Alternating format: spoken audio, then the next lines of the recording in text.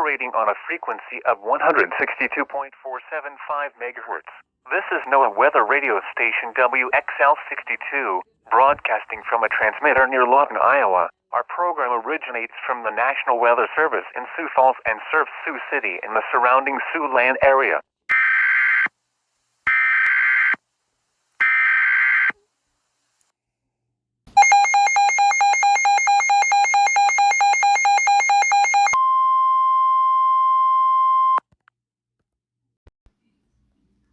The National Weather Service in Sioux Falls has issued a severe thunderstorm warning for southwestern Plymouth County and northwestern Iowa, western Dakota County and northeastern Nebraska, Dixon County and northeastern Nebraska, southern Union County and southeastern South Dakota, until 7 p.m. Central Daylight Time.